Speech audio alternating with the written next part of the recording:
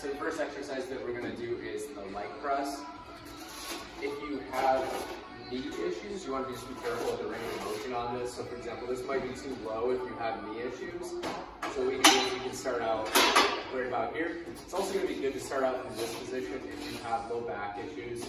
And all we're doing for this exercise is just pressing straight up, going into when your legs are fully extended, coming right back down. You can hold on to the handles for this. If you don't have any kind of knee issues or low back issues, it's probably fine if you want to go down to this position. But again, just be aware of that if you have any of those issues.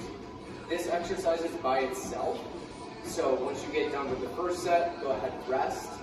Do your second set. And if you are doing a third set, rest. And then do your third set before moving on to the B-based exercises. Wow.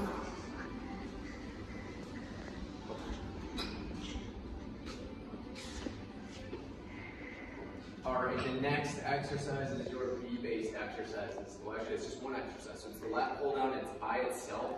You need a bar like this. You'll notice that there's going to be typically be a part where the bar bends. We'll put our pointer finger right there. And we're going to lower ourselves down. And we're going to be right here just like this. And all we're going to do is pull that weight straight down to the top of our chest. A common error that people make with this exercise is they end up pointing their elbows back like this. You want to try to keep them pointed straight down. If you happen to have any shoulder issues with this exercise, you can lean back a little bit, that's fine.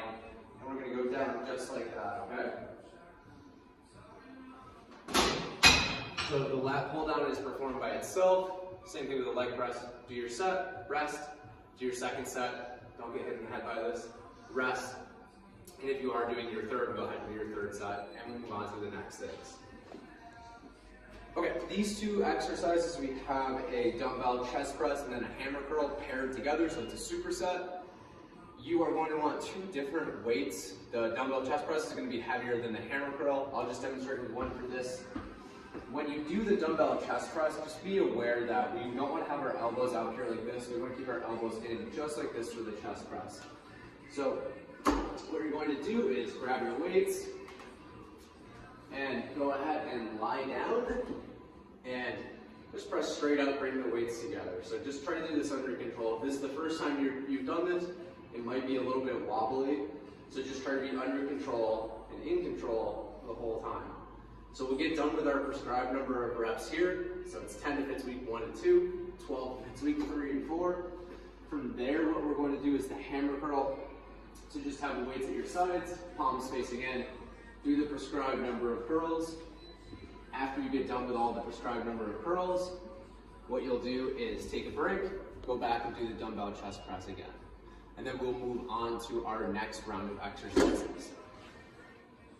For the next round of exercises, we are going to be doing a cable row. A machine row would be fine too if you have that. And then we're going to do a wide stance Romanian deadlift. So you need a dumbbell for that. It could be one dumbbell, it could be two dumbbells. For the cable row, we're going to grab the handle, put our legs on. Typically there's going to be some kind of place for you to put your feet on. Have your legs still slightly bent. Arms are straight, back is straight. And we're just going to row in from here. Big thing right here is we want to focus on feeling that in our lats versus sometimes people end up feeling it in their upper back like this. We want to make sure that we're feeling it in our lats. So going until your arms are fully extended and then rowing right back in. Once you get done with all of the reps there, we'll get our dumbbell and we're going to do the wide stance Romanian deadlift.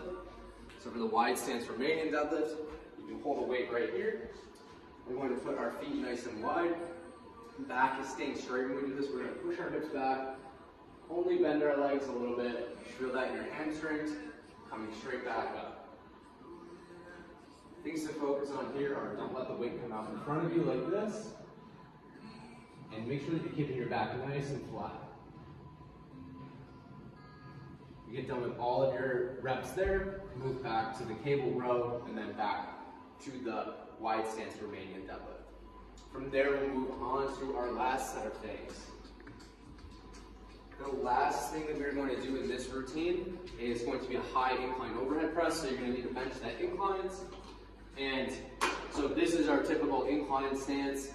We're just going to go up one more. Okay, so next high incline. And for this, I'm just going to show you the shoulder-friendly variation because that's the way that I want everyone to be doing this. And so what we're going to do here is we're going to keep our elbows in like this.